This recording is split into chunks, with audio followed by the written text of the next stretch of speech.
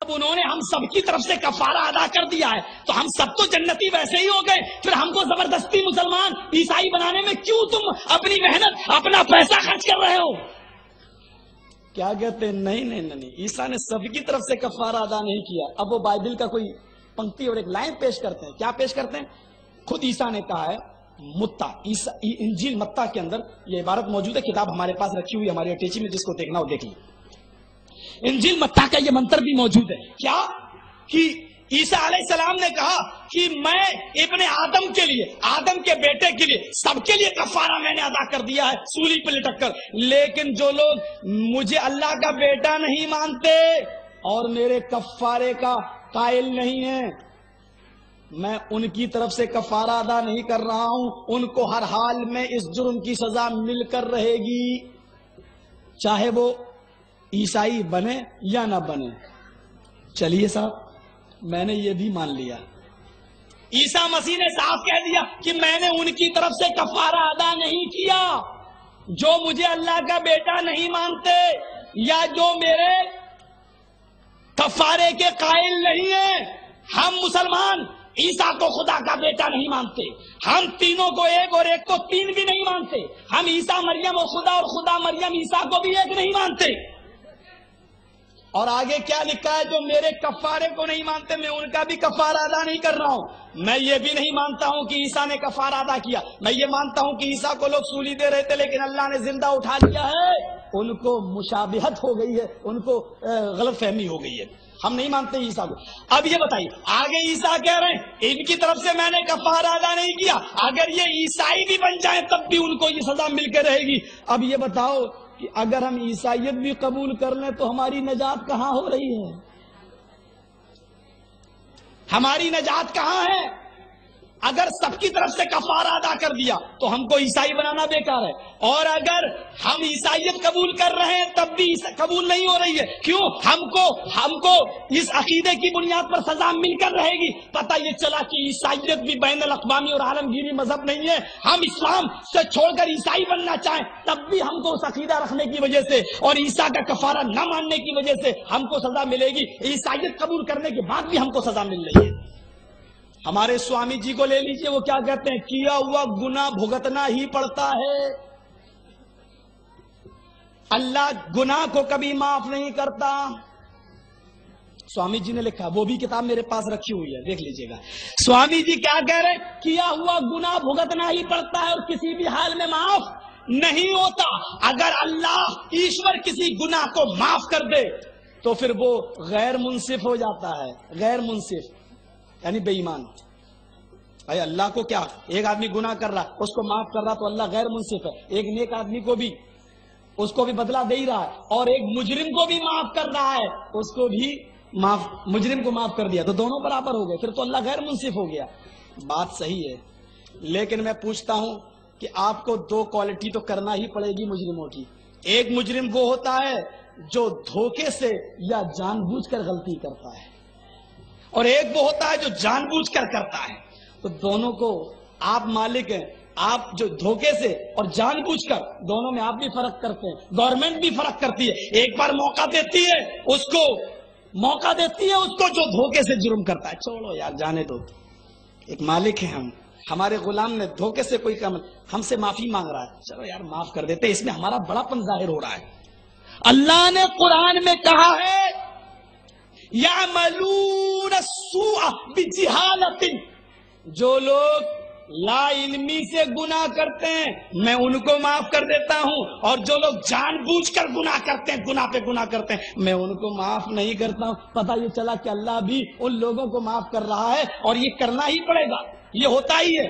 اللہ اگر عادل بھی ہے، اللہ رحیم بھی ہے، اور وضع شیء فی محلہ، جب ایک آدمی رحم کی درخواست کر رہا ہے تو اللہ رحمان ہے، اس رحم کو بھی کہیں رکھنا ہی پڑے گا۔ لیکن کیا ہوا گناہ بھگتنا ہی پڑتا ہے۔ یہ جانتے ہو سوامی جی نے کیوں کہا؟ کیونکہ ان کے یہاں آلو بھی گناہ کی سزا ہے۔ انہوں نے کہا اگر اللہ کسی کو معاف کر دے تو یہ نعمتیں پیدا نہیں ہوں گی، स्वामी जी कहते हैं कि नियामतें पैदा नहीं होंगी, अल्लाह सबको माफी कर दे तो ये आलू और घुइया, चावल और लौकी और ये धनिया और ये मिर्चा भी पैदा नहीं होगा। इसलिए किया हुआ गुनाह भुगतना ही पड़ता है। लिहाजा तुम्हें आलू बनना पड़ेगा, चावल बनना पड़ेगा, तुम्हें सब्जी बनना पड़ेगा, तुम्हें गाय और भैंस बनना पड़ेगी, इसलिए कि किया हुआ गुनाह अल्लाह माफ नहीं करता। लिहाजा हम आर्या मजहब या हिंदू धर्म कबूल करते हैं तब भी हमें नजात नहीं मिल रही है, क्योंकि अभी हम मुसलमान हैं और जो गुनाह कर रहे हैं वो हमको भुगतना ही पड़ेगा, आर्या बनने के बाद भी और हिंदू बनने के बाद भी। इसलिए ना ईसाइयत काबिल कबूल है ना हिंदू धर्म। आइए मैं आपको बताऊं एक ऐसा मजहब जो काबिल कबूल है। तुम यहाँ इस्लाम कबूल करो, ला इलाहा इल्लल्लाह पढ़ो, इन्नल्लाह यगफिरुज़ ज़ुनूबा जमीआ। यहाँ इस्लाम कबूल करो, वहाँ अल्लाह तुम्हारे सारे गुनाह माफ कर देता है। इन्नल इस्लाम यहदिमु मा काना क़ब्ला, इस्लाम लाओ अल्लाह तुम्हारे सारे गुनाह माफ कर देता है। आलमगीर मजहब और बैनुल अक़वामी मजहब सिर्फ इस्लाम हो सकता है, दुनिया का कोई और मजहब उस लायक नहीं है। ईसाइयत कबूल करने के बाद भी हमको सजा मिल रही है, हिंदू धर्म कबूल करने के बाद भी हमको किए हुए गुनाहों की सजा हमको मिलेगी, तो क्या फायदा, क्या फायदा। इस्लाम लाके तो देखो, यहां इस्लाम लाओ, सारे गुनाह माफ, सारे गुनाह माफ। और सुनिए, वइन्नमा तुवफ़्फ़ौना उजूरकुम यौमल क़ियामा, अल्लाह तुम्हें पूरा का पूरा बदला देगा कयामत के दिन। डे ऑफ जजमेंट मानना पड़ेगा। दुनिया में कोई अदालत सजा नहीं दे सकती है पूरी पूरी।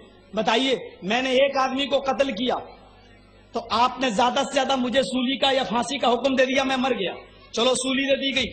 मैंने एक को मारा, मुझे सूली दे दी गई। मैंने 10 को मारा, तब भी एक ही को सूली दी जा रही है। बताइए, 9 जो हमने और मर्डर किए हैं उनकी सजा कैसे मिलेगी। एक को मारा तब भी सूली, 10 को मारा तब भी सूली, 100 को मारा तब भी सूली। वीरप्पन ने कितनों को मारा था, तब भी अकेला वही मारा गया। एक को मारा तब भी सूली, 10 को मारो तब भी सूली, 50 को मारो तब भी फांसी, 100 को मारो तब भी फांसी। पता चला कि दुनिया की कोई भी अदालत पूरा पूरा बदला नहीं दे सकती। इसलिए एक मानना पड़ेगा, डे ऑफ जजमेंट, और वो है कयामत के दिन। अल्लाह उसको 10 कत्ल किए, एक की सजा तुझे मिली, 9 की सजा यहां मिलेगी। एक दिन मानना पड़ेगा, डे ऑफ जजमेंट, कयामत का दिन। वही अल्लाह ने कहा, वइन्नमा तुवफ़्फ़ौना उजूरकुम यौमल क़ियामा, तुम्हें पूरा का पूरा बदला दिया जाएगा कयामत के दिन। आगे क्या कहा अल्लाह ने, फमन ज़ुहज़िहा अनिन नारी व उदखिलल जन्नह फ़क़द फ़ाज़, जो जहन्नम की आग से बचा लिया गया। ज़ुहज़िहा अनिन नार, नार कहा है, और यहाँ नार जहन्नम की आग है, ये नहीं कि मेरे बेटे ने दुनिया की आग कह दिया है। फमन ज़ुहज़िहा अनिन नार, जो शख्स जहन्नम की आग से बचा लिया गया, वो उदखिलल जन्नह, और जन्नत में दाखिल कर दिया गया, फ़क़द फ़ाज़, वो कामयाब हो गया। देखिए फाज किसको कहते हैं, बहुत इंपॉर्टेंट चीज। एक होता है फाज, फौज कहते नहीं, फौज फलाह, और एक होता है फलाह। फौज और फलाह दोनों में फर्क क्या है। कुरान ने कहीं कहीं कहा वल फौजुल अजीम, कहीं कुरान ने कहा उलाइका अला हुदम मिन रब्बिहिम व उलाइका हुमुल मुफलिहून, कहीं फलाह कहा, कहीं फौज का। फौज कहते हैं दुनिया की कामयाबी को, और फलाह कहते हैं जिसमें दुनिया और आखिरत दोनों की कामयाबी शामिल हो। यहां अल्लाह ने कहा जो बचा लिया गया आग से और दाखिल कर दिया गया जन्नत में, वो जन्नत में तो दाखिल हो ही गया। फउदखिलल जन्नह, जो जन्नत में दाखिल हो गया वो जन्नत में तो कामयाब हो ही गया, फलाह तो मिल गई। फकत फाज, वो दुनिया में भी कामयाब हो गया। कितनी इंपॉर्टेंट चीज है। कुरान एक एक नुक्ता उसका बयान करने के लायक है। फकद फाज